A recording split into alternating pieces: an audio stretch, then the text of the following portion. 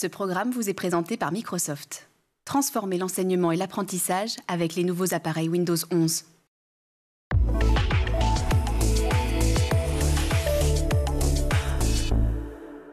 Bonsoir à toutes et tous et bienvenue dans le Grand JT de l'éducation. Tout de suite, le sommaire. Jour de mobilisation partout en France au lendemain de la démission du Premier ministre, notamment sous le slogan « Bloquons tout ». Mais alors, d'où est-ce que ça vient et quelles sont les revendications pour l'éducation? On en parle avec notre invité.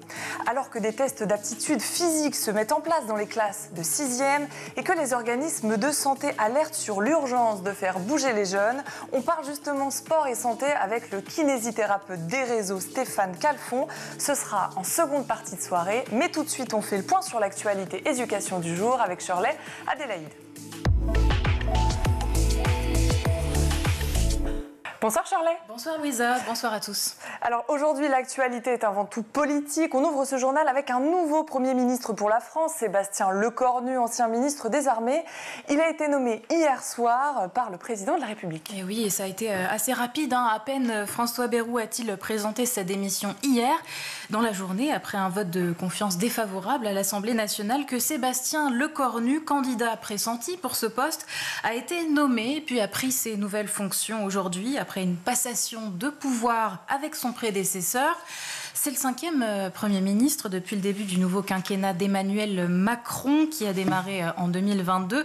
Ce proche du président de la République, âgé de 39 ans, est un ancien de l'UMP, du LR, a toujours été dans les gouvernements d'Emmanuel Macron. Son parcours en quelques mots, il a commencé comme assistant parlementaire, puis est devenu maire de Vernon en Normandie, président du département de l'Eure. Il est entré au gouvernement en prenant successivement le ministère de la transition écologique, puis des collectivités territoriales et ensuite des outre-mer avant de s'installer aux armées. Et comme le gouvernement, il a été 2 fois renversé. Sébastien Lecornu arrive dans un contexte compliqué, c'est le moins qu'on puisse dire. Comment va-t-il procéder pour constituer un nouveau gouvernement? Pour l'heure, nous savons seulement qu'il souhaite changer de méthode et discuter avec les forces politiques avant de former son équipe. Alors si son arrivée est bien vue et vue d'un bon œil à Matignon, côté macroniste, elle est en revanche très critiquée par l'opposition. Et oui, dans le camp d'Emmanuel Macron, Gabriel Attal, ancien Premier ministre, a témoigné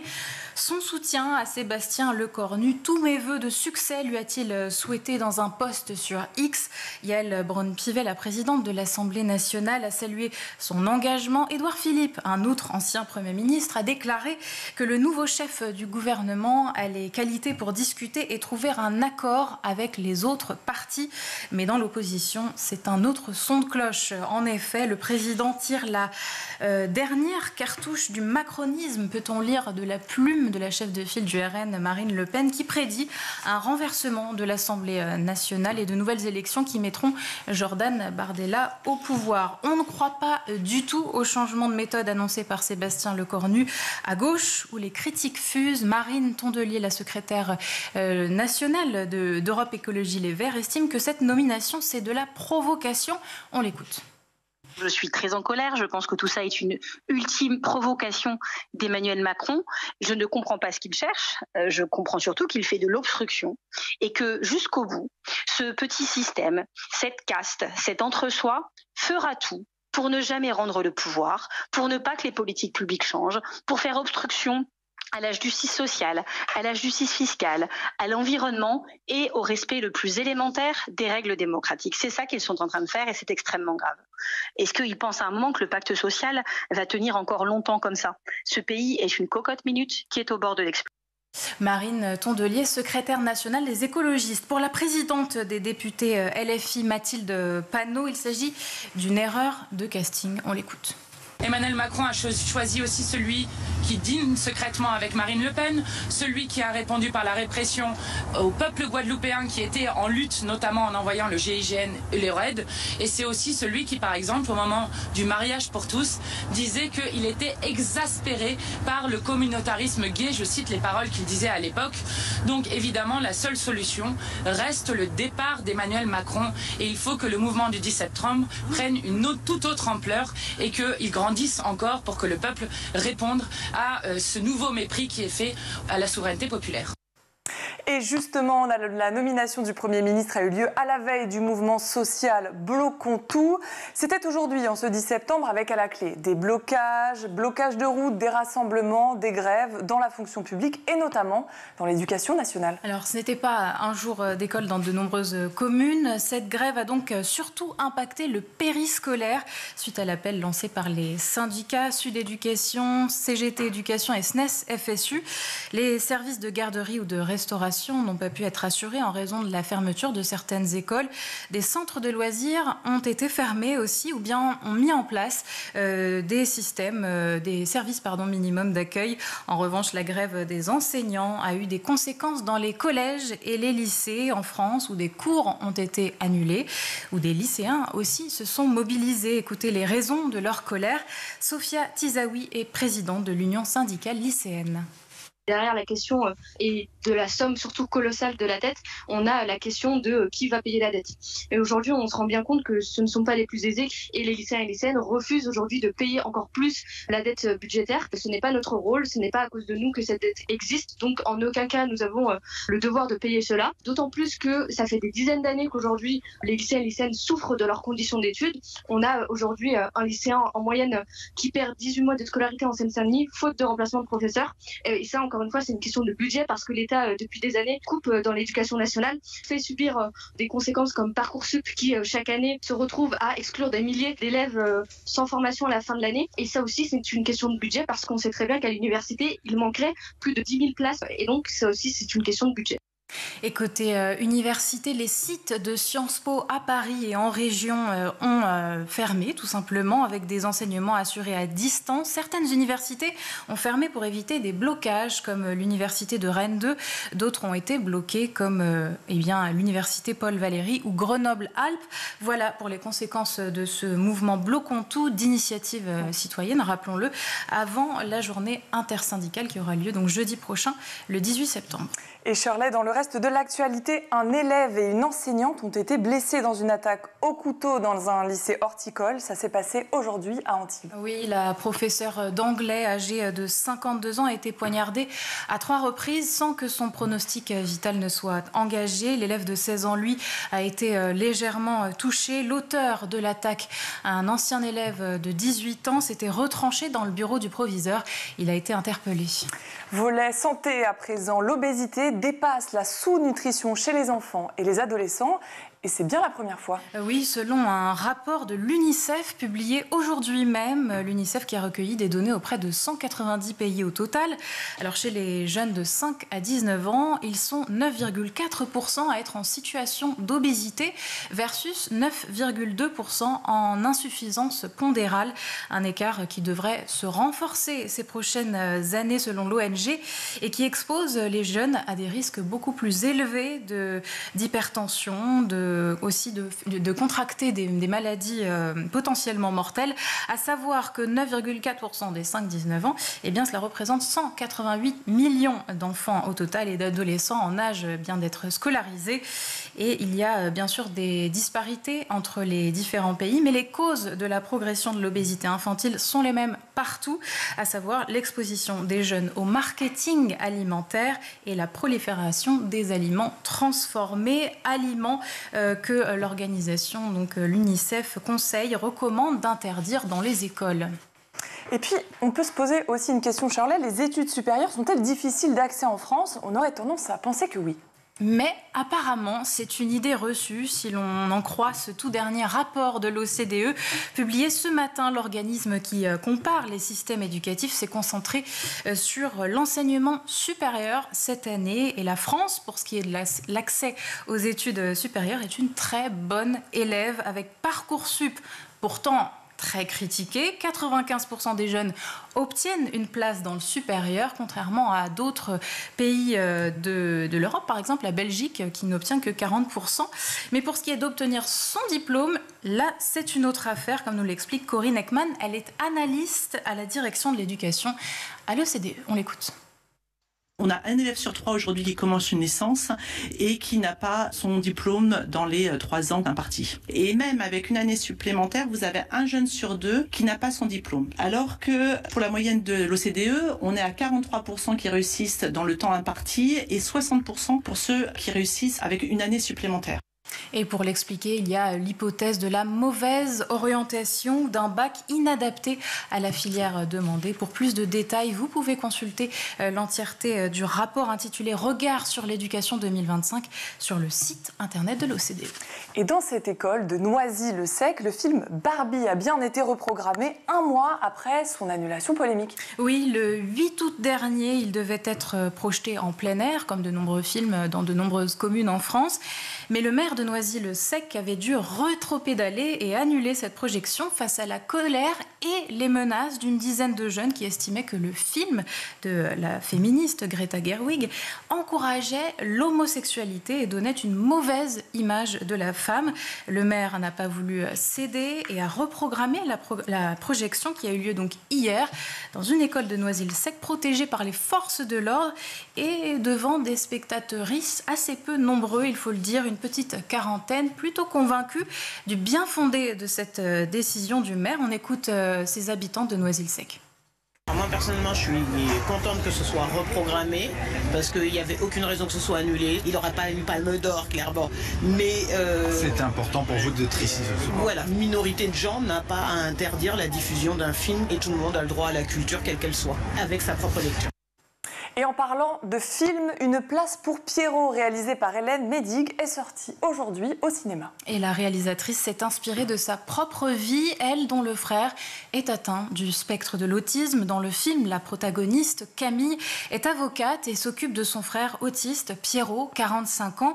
Alors avec Marie Gillin et Grégory Gadebois dans les rôles principaux, il s'agit avant tout d'une comédie universelle sur la place qu'on se fait les uns pour les autres. On regarde un extrait de la bande-annonce.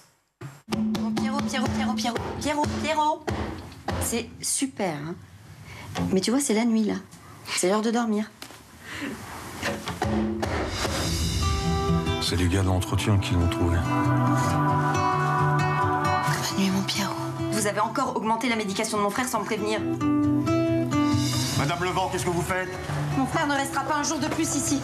Mais vous n'avez pas le droit, vous ne pouvez pas... Si vous voyez, je peux. Il paraît que t'as enlevé ton frère handicapé? Mon frère n'est pas handicapé, il est autiste. Comment on va faire? On n'a pas de chambre d'amis? Bon, et si je le prenais quelques heures par jour, je trouverais toujours quelque chose à lui faire en cuisine. Voilà, c'est bien.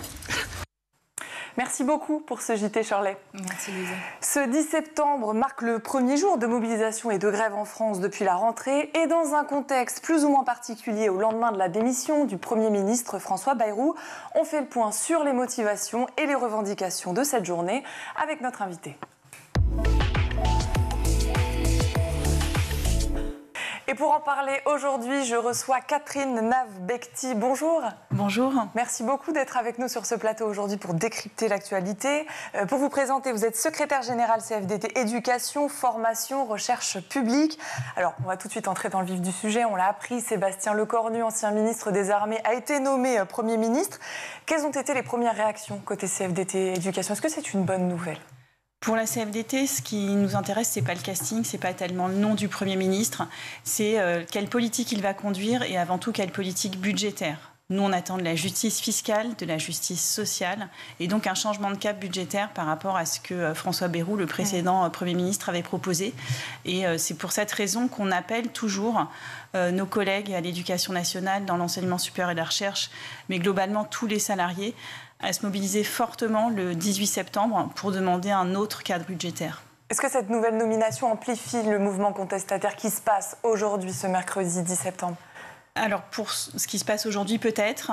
Nous, on a des retours quand même de collègues, d'adhérents, de militants qui sont, malgré ce contexte d'analyse CFDT globale, déçus de la nomination parce que M. Lecornu est un membre de tous les gouvernements depuis le début de la présidence d'Emmanuel Macron, parce qu'il est issu de la droite et qu'ils ont le sentiment que ça ne va pas, que ça n'augure pas d'un changement budgétaire profond.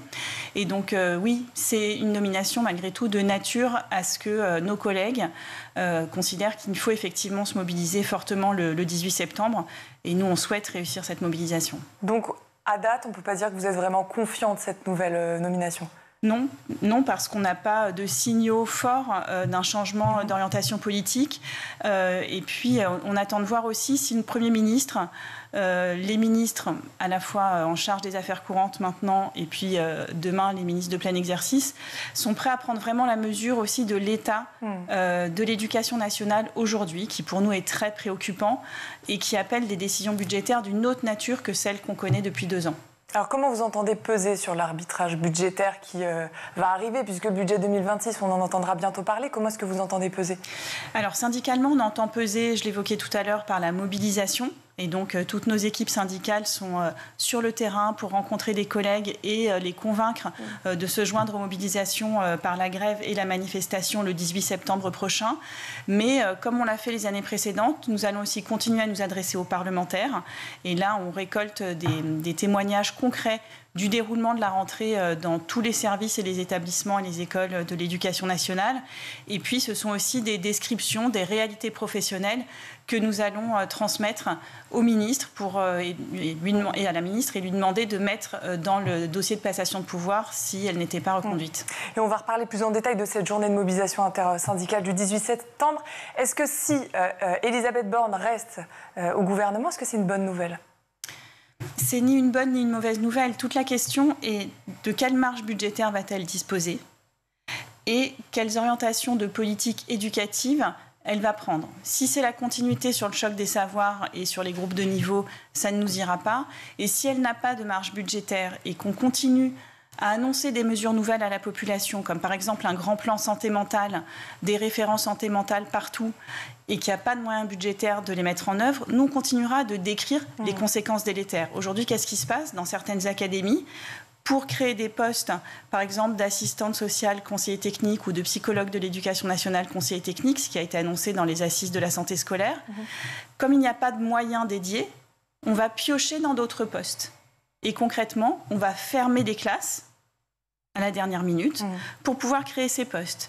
Les référents santé mentale dans les établissements scolaires, on leur annonce qu'ils seront référents santé mentale, mais ils n'auront pas de temps pour cela. Ils n'auront pas non plus de reconnaissance financière. Pourquoi ? Parce que dans les établissements scolaires, beaucoup de nos collègues nous disent qu'il n'y a plus aucune marge. Voilà. Et on a même aujourd'hui un témoignage d'un chef d'établissement qui nous dit que dans sa DSG, il lui manque 10 heures pour servir toutes ses obligations réglementaires. Et quand il appelle le rectorat, on lui dit oui, effectivement, il vous manque 10 heures, mais on ne les a pas. Donc il faudra faire 100. J'aimerais revenir sur le discours de François Bayrou. Lundi, il disait, je cite, « Écoles, collèges, lycées et universités sont aujourd'hui déclassées avec une chute sur la maîtrise des fondamentaux. » Il citait l'écrit, la lecture, les langues, l'arithmétique élémentaire et l'orientation. Et il décrivait un système éducatif trop angoissant et mécanique qui ne permettait pas l'égalité des chances. Est-ce que vous êtes d'accord avec ces propos ? On ne peut pas être d'accord avec ces propos comme ça de la part d'un ancien Premier ministre qui auparavant a été commissaire au plan. Ces questions-là auraient dû intéresser le commissaire au plan qu'il était. Et de surcroît, alors que depuis 2017, on a des ministres qui ne nous parlent à l'éducation nationale que des fondamentaux. Donc manifestement, dire cela, c'est signer l'échec de la politique éducative menée depuis 2017. Or, jusqu'à présent, on n'a pas de changement de réflexion sur le système éducatif. Sur les questions d'orientation des élèves, que s'est-il passé depuis 2017 ? Rien. Après la remise du rapport Charvet à Jean-Michel Blanquer, on n'a rien fait. Il y a un refus et une incapacité du ministère à structurer un vrai dialogue social sur la manière de structurer l'éducation à s'orienter, de construire du temps dans les emplois du temps des élèves et des professionnels, enseignants, psychologues de l'éducation nationale, conseillers en orientation, CPE, pour concourir ensemble à cette éducation à s'orienter. Et du coup, à chaque fois, on rate consensueusement les questions d'accompagnement des élèves. Justice sociale, c'est un pilier indéniable au sein de la CFDT. On parle aussi beaucoup de l'égalité des chances. Qu'est-ce qu'il faudrait faire dans le système actuel pour encourager, pour rendre cette justice sociale plus juste, cette égalité des chances plus juste ? Alors pour nous, à la CFDT Éducation, Formation, Recherche publique, on est dans un moment où il faudrait, je dirais, tirer profit de la baisse démographique qui est enclenchée pour améliorer le taux d'encadrement des élèves, améliorer les conditions de travail des professionnels dans tous les établissements scolaires. C'est-à-dire ne pas supprimer de postes en appliquant une simple règle de 3. Pourquoi ? Parce que pour améliorer l'égalité des chances, il faut que les équipes éducatives et enseignantes soient en capacité de mieux accompagner les élèves, d'avoir de l'espace pour s'adapter aux besoins spécifiques des élèves dans la classe. Donc ça suppose d'en avoir le temps, la disponibilité d'esprit, ce que n'ont plus les enseignants, parce qu'ils ont trop d'heures supplémentaires dans le second degré, parce qu'aussi, et ça c'est un autre grand levier qui n'est pas activé depuis 2017, et même à l'inverse, c'est de réfléchir à des programmes qui soient tenables. Or, toute la logique depuis Jean-Michel Blanquer, ça a été de dire, pour élever le niveau, il faut muscler les programmes, donc on a alourdi les programmes. Plus on alourdit les programmes, moins au cœur de chaque heure de cours, les enseignants ont la disponibilité pour analyser les difficultés d'apprentissage des élèves et déployer des solutions pour les aider à les surmonter. Donc il faut vraiment repenser ça si on veut sortir d'une école qui effectivement reproduit trop les inégalités sociales, mais c'est d'abord par le fonctionnement du système que cette reproduction se fait. Vous êtes optimiste? Vous pensez que c'est possible? Non, on pense que c'est possible, mais ça suppose des changements politiques majeurs, à la fois dans l'orientation des politiques éducatives, quels programmes d'enseignement on déploie dans le système éducatif, comment on considère l'école inclusive aussi. Est-ce que c'est inclure des élèves dans un système qui n'est pas fait pour ça, ou est-ce que c'est changer le système éducatif pour qu'il soit lui-même inclusif? Et puis, au point où on en est rendu, compte tenu des retours qu'on a sur le déroulement de la rentrée scolaire, il faut indéniablement des moyens budgétaires pour redonner du temps et de la disponibilité d'esprit aux professionnels et pour qu'ils et elles aient la possibilité de bien faire leur travail. Vous nous donniez quelques exemples de ce qui se passe sur le terrain au sein des écoles. Plusieurs syndicats combattent l'austérité budgétaire dans l'enseignement, de la petite école à l'université jusqu'à la recherche. Est-ce que ça veut dire qu'aucun secteur n'est doté correctement aujourd'hui? Aujourd'hui, nous, on constate que dans les universités, effectivement, les dotations pour charges de services publics n'ont pas suivi l'augmentation du nombre d'étudiants par le passé. Et là aussi, tabler sur le fait que la baisse démographique va induire une baisse d'étudiants, c'est renoncer définitivement à améliorer le taux d'encadrement des étudiants. Et donc, c'est renoncer à améliorer aussi la réussite à l'université. De surcroît, on demande aux universités de déployer, par exemple, des modules de préparation concours dans le cadre de la formation initiale des enseignants. Et nous, nos sections d'université nous disent qu'elles n'ont aucun financement pour ça. Donc, pour le faire, on leur demande de fait de fermer d'autres capacités d'accueil ou de moins bien encadrer les étudiants. Donc, on est reparti dans un cycle négatif.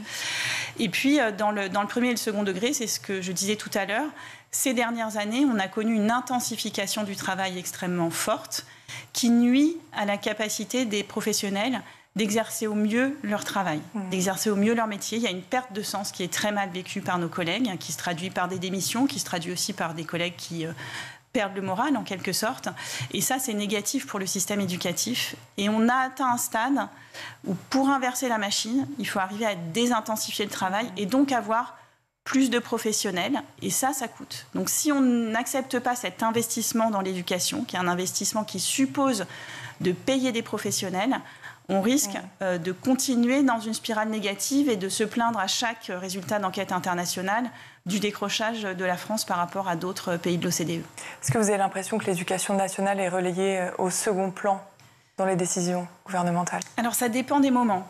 Parce que, en tout cas, dans le discours, beaucoup de ministres de l'Éducation nationale, beaucoup de premiers ministres depuis plusieurs quinquennats, d'ailleurs, font de l'éducation, on a toutes les expressions, la mère des batailles, en tout cas une priorité.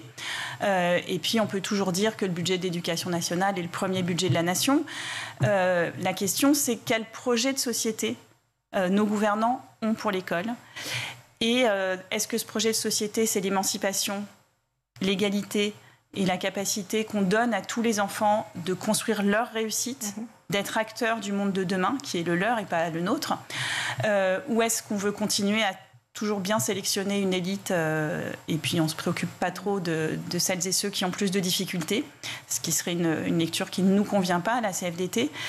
Et puis après, il y a comment ça se traduit en actes en termes de décisions budgétaires et je le disais aussi de politique éducative, puisque pour nous, l'alourdissement des programmes entrave le travail des personnels. J'aimerais vous faire réagir à cette citation de Marie-Lise Léon, qui est chef de file de la CFDT. Dans un communiqué du 29 août, elle disait, je vais citer cette phrase, « Le musée des horreurs du projet de budget doit être abandonné ». Est-ce qu'on vient d'éviter le pire en changeant de gouvernement ? C'est dur à dire aujourd'hui, parce qu'on n'est pas encore certain que le nouveau Premier ministre ait décidé de fermer définitivement le musée des horreurs. Et c'est pour ça que je vous disais tout à l'heure en début d'interview que la question pour la CFDT, ça n'est pas le nom du Premier ministre, c'est la politique qu'il va conduire. Aujourd'hui, quelles sont vos principales craintes pour demain concernant l'enseignement ? Alors notre crainte pour l'enseignement, ce sont des collègues épuisés et qui donc risquent de lâcher, c'est-à-dire soit de devoir se mettre en arrêt maladie parce qu'ils n'y arrivent plus, et on a des témoignages en ce sens, ou des démissions. On a une militante AESH qui racontait hier qu'elle a passé plus de 60 heures la semaine de la rentrée à accompagner des collègues AESH qui n'en peuvent plus de leurs conditions d'affectation et dont plusieurs ont décidé de quitter l'éducation nationale tellement leurs conditions d'affectation sont infernales. En gros, on n'a pas assez d'AESH. Il y a des élèves notifiés et donc on morcelle le temps des AESH pour accompagner plusieurs élèves dans plusieurs établissements et c'est invivable. Donc on a vraiment une inquiétude sur je dirais, l'état moral de nos collègues. Et puis l'autre inquiétude, c'est pour nos élèves aussi, parce qu'en fait on a beaucoup de retours sur des postes non pourvus et des remplacements longs qui ne sont pas assurés dès cette rentrée. Des congés maternité qui étaient prévus dans des académies où d'habitude on arrive à pourvoir ce type de remplacement en début d'année, où ça n'est pas le cas maintenant. Vous avez reçu d'autres témoignages, vous me le disiez. En fait, là, en ce moment, vous êtes en train de collecter des témoignages terrain pour parler vrai, pour parler opérationnel. C'est ça, pour parler opérationnel et pour parler, puis c'est un des rôles importants du syndicalisme, parler des réalités professionnelles vécues par les agents.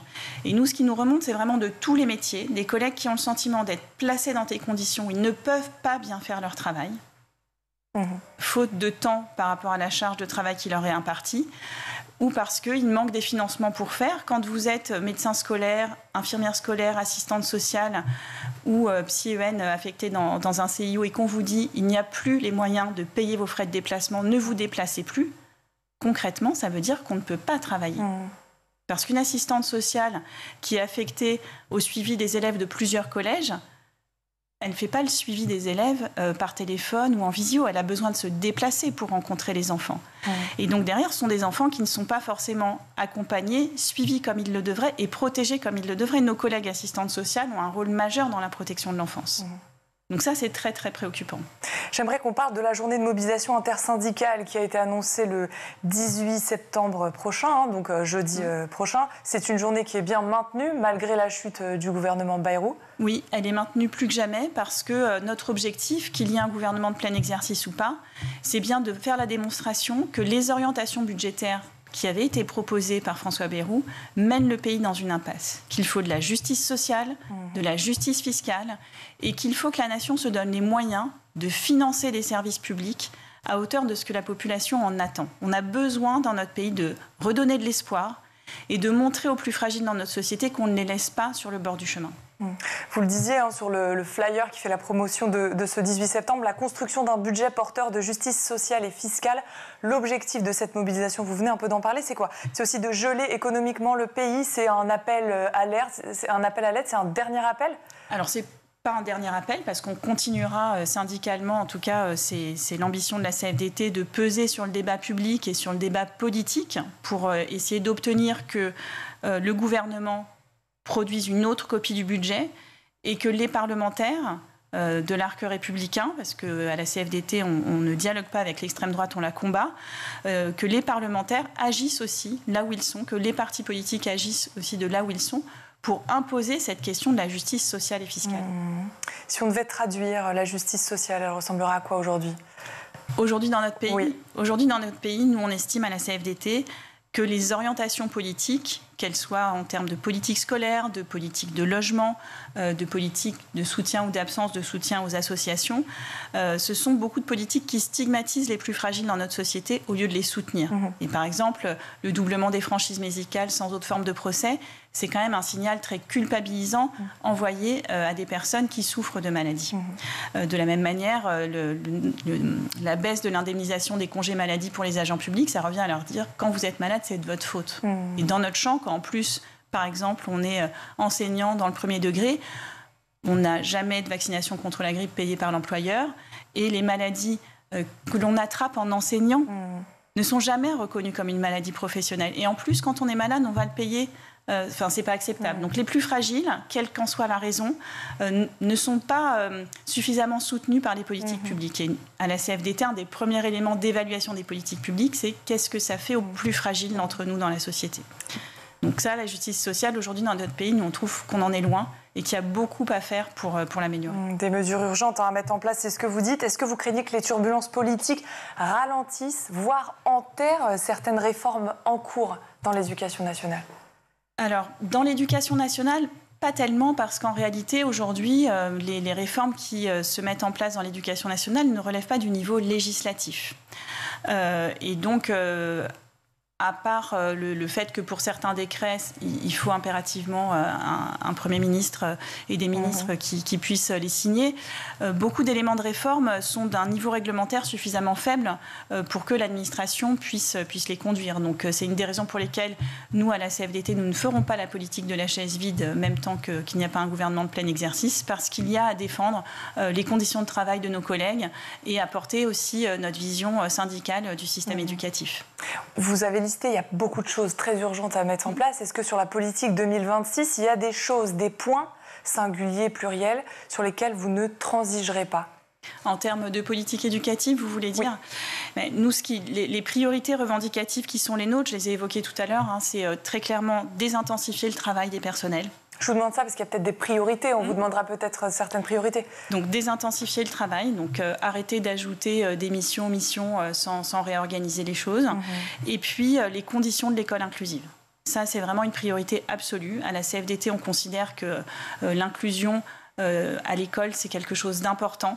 Mais les conditions dans lesquelles on demande aux collègues de la réaliser ne sont pas satisfaisantes, voire pas acceptables. Et donc, il faut vraiment que ce soit prioritaire pour tout le monde. Donc, dans une école, est-ce qu'on peut avoir des différences entre deux écoles ? Est-ce qu'on peut dire cette école est en capacité d'être inclusive, celle-ci ne l'est pas ? Est-ce que ça va devenir du cas par cas ?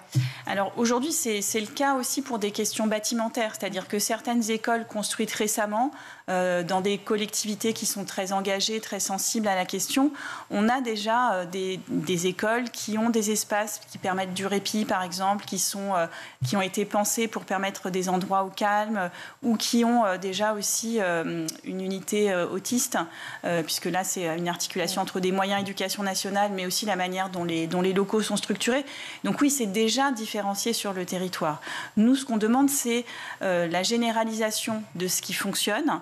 On pense que le rapprochement entre l'éducation nationale et le médico-social est aussi un vecteur d'amélioration des conditions de l'inclusion, aussi bien pour les professionnels que pour les enfants. Et donc, il faudrait mettre de l'énergie dans cette direction.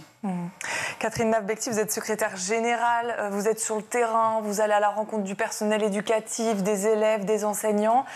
On a parlé de toutes ces choses-là à mettre en place. Est-ce qu'il y a quand même un brin d'espoir ? Est-ce qu'il y a un peu de lumière ? Est-ce qu'il y a des choses qu'on peut penser qui pourraient s'améliorer ? Alors la lumière, et ça je veux le redire effectivement avec force, et je vous remercie de l'aborder aussi comme ça, c'est que dans les retours que nous font nos collègues, c'est que comme chaque rentrée, nos collègues sont contents de se retrouver et de rencontrer leurs élèves. Et c'est ce qui fait que l'école tient. Chaque année, les ministres nous demandent, ou les ministères nous demandent comment va se passer la rentrée, comment voyez-vous les choses. Moi, ça fait plusieurs années que je dis, ça va tenir. Ça va tenir, mais à quel prix dans la durée pour les collègues ? Parce que nos collègues, ils sont vraiment investis de la mission de service public. Et donc, ils mettent tout en œuvre pour que ça se passe du mieux possible pour leurs élèves. Je voudrais vous faire réagir sur cette dernière question. Depuis la chute du gouvernement Bayrou, tout le monde se pose la question suivante, est-ce la fin de la Ve République ? Car la promesse, c'est quand même qu'il y ait une conjonction entre la gouvernance et le vote des Français. Est-ce que vous en parlez au sein de la CFDT Éducation de cette fin de Ve République ? Est-ce un sujet ? Alors, ce n'est pas un sujet de débat immédiat dans notre organisation syndicale, parce que notre sujet prioritaire, ce sont les conditions de travail des personnels et les conditions de réalisation des missions de service public. Donc, très clairement, ce n'est pas une priorité de débat en interne. Un grand merci de nous avoir éclairés sur tous ces sujets, de nous avoir aidés à décrypter l'actualité. Je le rappelle, Catherine Nave-Becty, vous êtes secrétaire générale CFDT Éducation, Formation, Recherche publique. Un grand merci. Merci à vous. On marque une courte page de publicité et on se retrouve juste après.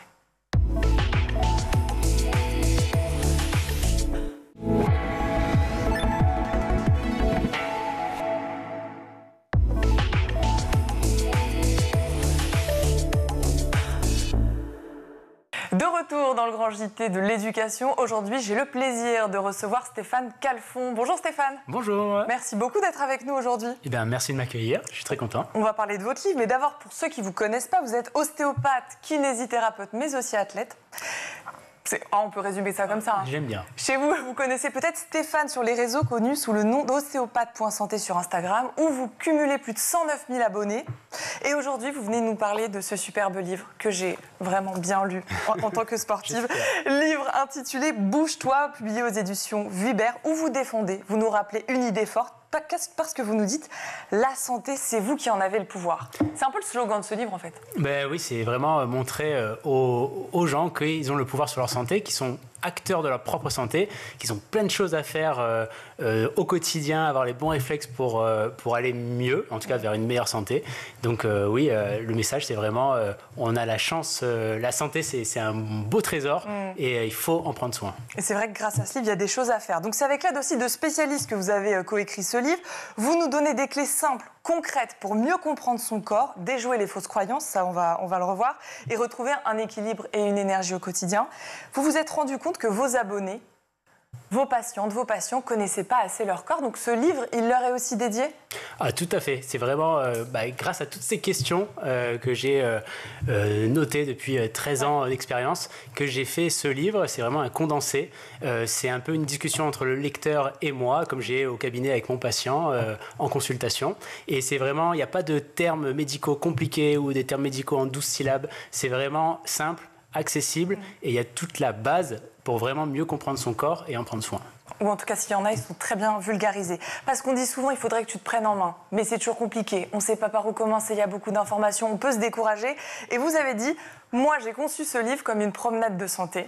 Exactement. Est-ce que vous pouvez nous expliquer comment il se lit, ce livre ? Parce qu'il y a quand même un petit peu d'interactif à certains endroits. Exactement. En fait, il faut se laisser guider. C'est une première partie un peu théorique. Voilà, il y a une première partie théorique, mais j'ai voulu vraiment faire quelque chose d'agréable à lire. Et surtout, il y a une logique dans le déroulé du livre pour bien comprendre tout ça et le fonctionnement du corps humain. Il y a des conseils concrets et faciles à appliquer au quotidien sur le sommeil, l'alimentation, la gestion du stress, plein de sujets qui nous parlent au quotidien. Et surtout, j'essaye de rétablir la vérité sur les fausses croyances trop ancrées, trop souvent véhiculées par nos patients. Comme le fait qu'on ne se tient pas toujours mal. Ah ben non, on se tient pas. Voilà, il n'y a pas de mauvaise posture. Mais ça, il faut lire le livre, mais en tout cas, c'est les positions prolongées qui sont néfastes pour le corps. Donc on a dit une partie théorique, ensuite une partie pratique. Et d'ailleurs, on le voit, c'est scindé en deux. Et alors, si on se rend à la fin du livre, la partie pratique, elle sert parce qu'il y a des QR codes. Donc on scanne et là, on vous retrouve en vidéo. Et on va donner un petit peu de ça à nos téléspectatrices, téléspectateurs. On va regarder un petit extrait de ce qui pourrait se passer si vous veniez à scanner ce QR code. On regarde.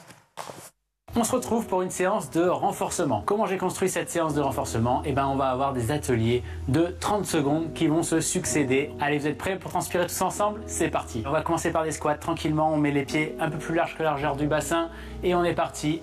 Top pour 30 secondes. Allez, chacun va à son rythme, on passe au sol. Alors là, on va se mettre en position planche, comme ceci, d'accord ? Et on va venir toucher le coude avec le genou. Allez, c'est parti, vos mains sont vraiment sous les épaules. On y va. 30 secondes. On va tendre le bras et le genou opposés. On essaye de mettre le pied dans l'alignement du dos. Pareil pour l'épaule. Et on revient et on essaye de ne pas poser. Ok ? Bon voilà pour notre séance de renforcement. C'est terminé. Respirez, buvez, reposez-vous. Allez, ciao. Évidemment, on a raccourci l'extrait, c'est plus long. Bien plus long.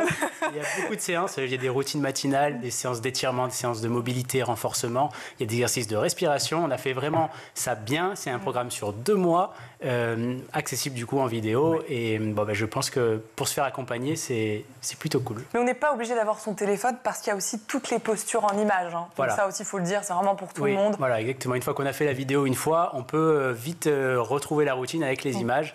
Et c'est pour ça qu'on a fait cette partie comme ça en images. Donc programme sur 2 mois, quelle est la promesse si on suit le programme sur 2 mois ? Eh ben, c'est une jeunesse éternelle. Wow, mais on prend le pari alors. Alors, c'est vraiment essayer d'accéder à une meilleure santé, se prendre en main, bouger, se motiver. Et surtout, on va dire, plus que la motivation, c'est une discipline au quotidien avec des idées d'exercice qu'on peut garder et mettre en place et se créer même à partir de ces routines-là, notre propre routine avec les exercices qui nous ont fait le plus de bien.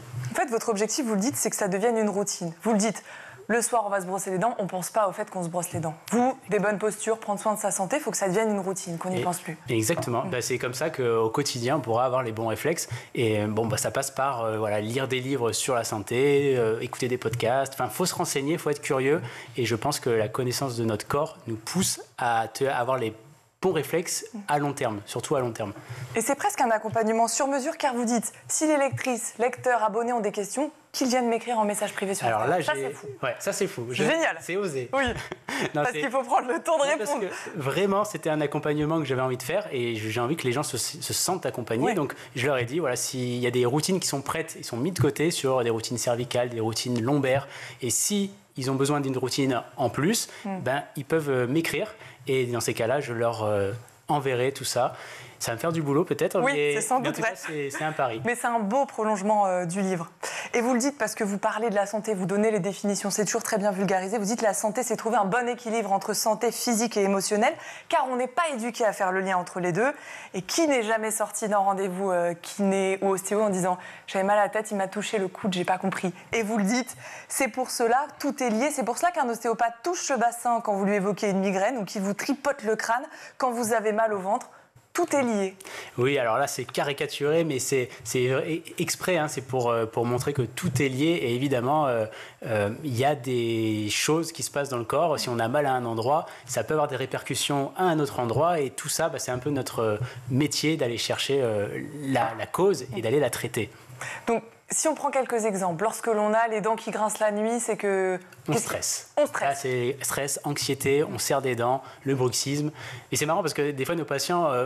à l'interrogatoire, par exemple, ils ont mal, ils ont des maux de tête. On va leur demander s'ils ne serrent pas des dents la nuit. Puis ils sont toujours surpris. Mais si, je serre des dents la nuit. En fait, ce n'est pas de la magie. Hein, c'est juste qu'il y a des liens comme ça entre le stress, l'anxiété, le serrage de dents. Enfin, voilà. Donc, c'est lié. Tout est lié. Et d'ailleurs, on peut le voir, hein, l'émotionnel est lié au physique. Quand vous êtes allongé dans votre lit tranquillement, si vous pensez à des choses qui vous font peur ou qui vous stressent, vous allez avoir tout de suite des palpitations, des sueurs. Et c'est bien qu'il y a une cause, une relation de cause à effet avec le mental. Donc je vais en profiter, je vais prendre un exemple qui intervient chez moi. Lorsque l'on a des acouphènes, si on devait l'interpréter, qu'est-ce que ça signifierait? Oula, alors là c'est trop loin. Non, parce qu'il y a tellement de choses. Oui. Là, c'est une consultation. On peut le faire, hein, vous pouvez allonger sur la table. Mais quelques petites pistes.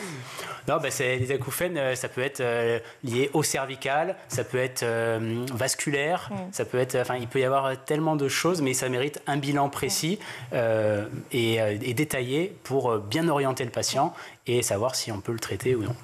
Et j'ai envie de vous demander, parce que vous parlez de plaisir, vous dites avec du plaisir, on atteint ses objectifs plus vite. Comment on fait concrètement, là, si on devait donner des astuces pour réconcilier santé-plaisir, sans contrainte? Alors, santé-plaisir, en fait, le plaisir, c'est ce qui va nous pousser à durer dans le temps. Si on prend aucun plaisir et qu'on s'impose, je sais pas moi, un régime strict ou une activité physique qu'on n'aime pas, ça va être difficile de tenir à long terme. Donc, la notion de plaisir est capitale. Et puis... j'ai oublié la question principale. Comment on fait les outils concrets pour allier santé, plaisir sans contrainte? Pour que ça devienne peut-être même un jeu de prendre soin de soi. Non, alors là, je pense que... Non, j'ai pas de solution miracle, mais c'est juste faire quelque chose qui vous fait vibrer, qui vous donne envie, ne pas douter et croire en soi et aller être curieux et tester des différentes choses, différentes activités physiques et trouver quelque chose qui nous fait vraiment plaisir. Si je devais garder une phrase, moi, de ce livre, je garderais « Le mal-être n'est pas une fatalité ». Exactement, c'est pas une fin en soi. Il y a plein de choses à faire et moi j'aime bien dire cette phrase impactante, un peu dure, mais c'est celui qui prend qui ne prend pas le temps pour sa santé devra prendre le temps pour être malade. C'est un peu dur, mais c'est la vérité. Il faut prendre soin de soi au quotidien. Et d'ailleurs, vous le dites, pourquoi chaque 31, on souhaite une bonne année, on souhaite aussi une bonne santé. Exactement. Ça, je l'ai bien lu et vous avez raison. Donc, ce livre qui est aux éditions Vuibert, il s'appelle Bouge-toi, oui, tous les conseils. Et puis, si vous avez plus de questions, vous pouvez aller directement dans vos messages privés sur Instagram sous le nom ostéopathe-santé ou alors sur YouTube, puisque vous avez une page qui s'appelle Label Intention. Tout à fait. Merci pour ça. Je vais peut-être le garder précieusement si la rédac le veut bien. Merci beaucoup d'avoir été avec nous sur ce plateau. Je souhaite une belle continuation. Et puis tout de suite, c'est le meilleur de School TV avec le Zap. Chaque année, on dresse le même constat, voire pire. Comment vous qualifiez cette situation aujourd'hui? De quoi parle-t-on? Alors malheureusement, vous avez raison. Chaque année, en fait, là, c'est la 7e année où que l'UNAPI lance cette campagne et cette enquête auprès des 330 associations du réseau UNAPI. Donc, fort est de constater que le constat est toujours alarmant. Il y a une plateforme qui s'appelle marentrée.org où les parents, les familles, les aidants peuvent témoigner sur cette plateforme et toute l'année qui reste ouverte. Donc, on continue à avoir des témoignages de familles qui nous disent que la situation ne s'est pas améliorée pour leurs proches. Donc voilà, la situation est assez alarmante. Donc, nous, on parle de combien d'enfants?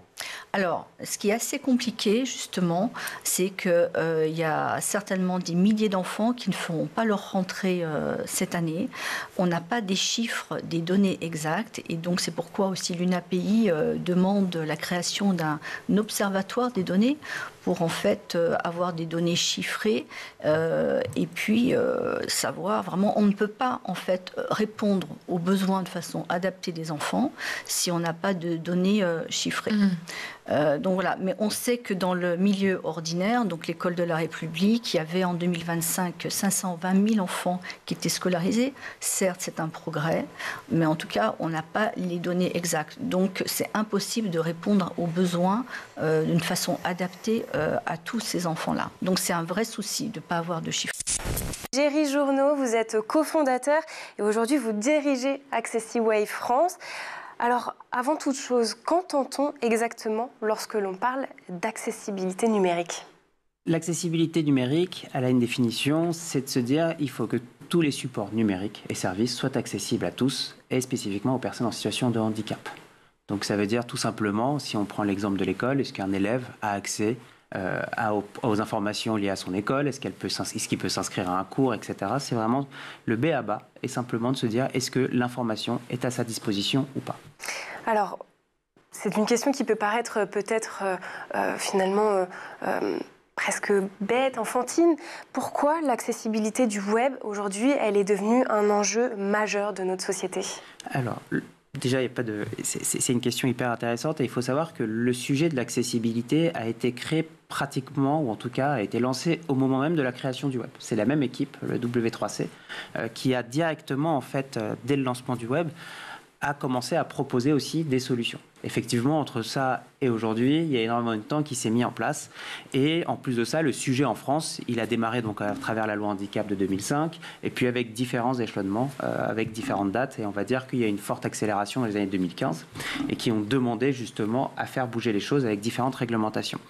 Maintenant, il y a différentes raisons spécifiques à la lenteur où ça a été un peu mis en place. Il y a eu une lourdeur administrative, une méconnaissance du sujet, et aussi, à un moment, un problème de formation. Et que souvent, les développeurs d'hier n'avaient pas, ou les créateurs de contenu d'hier, ou les graphistes n'avaient pas forcément reçu une formation liée à l'accessibilité numérique et n'ont pas intégré ça dans leurs réflexes et dans leur processus du quotidien. Donc c'est pour ça aussi qu'il y a un effort important à faire sur le fait de rattraper ce sujet et d'inculquer. On entre d'abord dans le bureau de Jean de La Fontaine qui prépare son discours de réception à l'Académie. La Fontaine interprétée sur écran par le formidable Laurent Stocker de la Comédie Française et qui nous dit, et je voudrais qu'on commence par là, d'un ton de regret, les fables, c'est tout ce qu'on retient de moi. Oui, il le savait.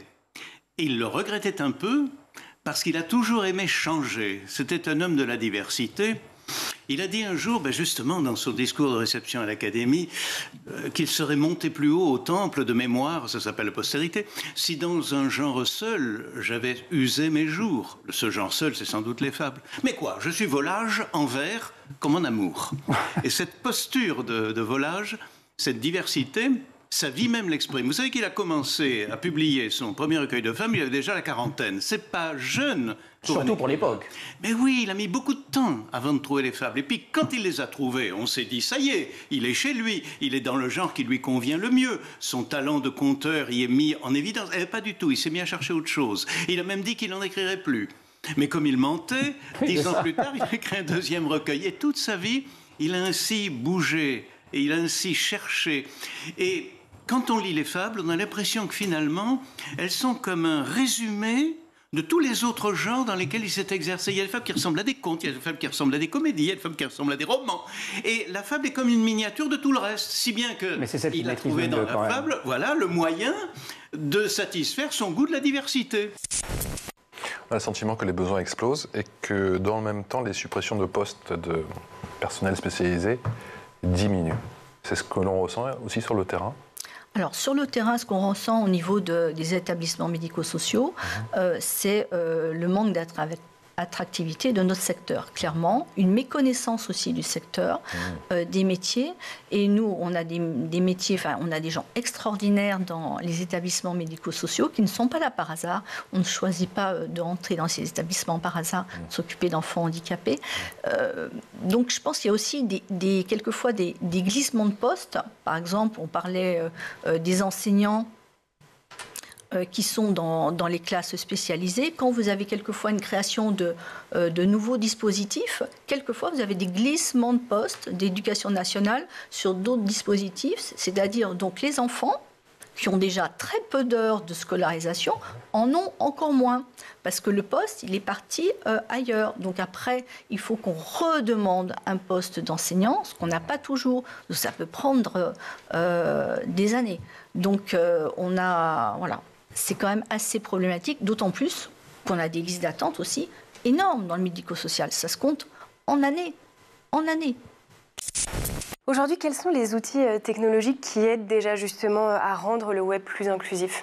Alors, il va avoir, au-delà de la formation, il va avoir différents types de solutions basées sur l'IA. Nous, on en propose, qui vont permettre très simplement en fait, de proposer par exemple une surcouche, c'est-à-dire qu'on va analyser le code du site et se calquer dessus et va permettre en fait, de rajouter des fonctionnalités et optimiser l'accessibilité numérique d'un site web en quelques clics tout simplement. C'est-à-dire qu'on va vraiment, l'IA va se balayer et scanner tout le code, tous les composants, et là où elle détecte qu'elle peut optimiser ou améliorer, elle va rajouter ces fonctionnalités. Et en parallèle, ça va offrir à l'utilisateur une personnalisation sur le site, de le rendre presque sur mesure. Je suis daltonien, j'ai un problème de typo, j'ai oublié mes lunettes. Est-ce que je peux facilement, sans avoir à appeler l'entreprise pour modifier tout le site web, en quelques clics, je peux l'adapter et rendre le site beaucoup plus simplement. Alors, vous l'avez évoqué rapidement en tout début d'émission. En 2005, la loi handicap a posé l'obligation d'accessibilité pour les services publics numériques. 20 ans plus tard, pourquoi cette obligation n'est toujours pas appliquée de manière égale, y compris sur des sites du service public ? Il y a beaucoup de raisons. On va dire que la grande barrière aujourd'hui, pour moi, à titre personnel, il est double. Le premier, c'est que c'est un sujet qui est sensible. Les gens, quand ils entendent parler de le terme handicap, il y a tout de suite soit une retenue qui s'installe. On a peur de ce sujet, on ne veut pas y mettre, ça reste un peu un tabou de société, et donc on met un peu de côté. En plus de cela, sans se rendre compte réellement, on ne va pas se dire, tiens, ça va être un sujet qui va rapporter directement de l'argent ou d'investissement facilement quantifiable, comme une campagne SEO, etc. Ce qu'on présente, et moi dans mes rares souvenirs d'école, j'avais cette idée de La Fontaine, continuateur d'Ésope, les fables d'Ésope. Oui. En fait, alors c'est pas tout à fait faux, mais la forme de la fable, elle remonte à bien plus loin, et les sources d'inspiration de La Fontaine étaient beaucoup plus multiples. Oui. Tout dans la fable n'est que fiction. Ésope est un de ces éléments de fiction. C'était un pseudo-esclave d'Asie mineure qui n'a peut-être pas existé, auquel on prêtait des fables qui avaient été écrites avant lui. On sait que l'origine des fables remonte, sans doute, c'est là qu'on est remonté le plus haut, à 2500 à 3000 avant Jésus-Christ, en Mésopotamie, c'est-à-dire entre le Tigre et l'Euphrate, pour nos auditeurs. Grand Irak en aujourd'hui. Irak. Voilà. Et le signe, le souvenir le plus ancien que l'on ait, c'est sur une tablette d'argile écrite en écriture cunéiforme. Le cunéiforme, ce sont des petites traces absolument illisibles pour moi, et qui nous raconte... C'est la naissance de l'écriture. Voilà, et qui nous raconte, pour traverser la rivière, tu t'attaches au dos d'un énorme bœuf. De même, mon fils, pour faire ton chemin dans la vie, mets tes pas dans ceux des puissants de la cité. C'est un truc à mettre en lettres d'or en tête sur la porte de Sciences Po. Donc, l'idée, vous voyez, c'est une image et son décryptage. C'est ça que fait la fable, le récit, la morale. Voilà, c'était le ZAP. Merci de nous avoir suivis. C'est déjà la fin du Grand JT de l'éducation. Aujourd'hui, à la réalisation, Romain Luc, au son, Héloïse Merlin, au maquillage, Laure Audemont, Laura Girard et Emma Ferré à la rédaction. Dès demain, vous retrouverez Loïc Landreau. Quant à moi, je vous donne rendez-vous très vite pour une nouvelle chronique. Belle soirée à vous.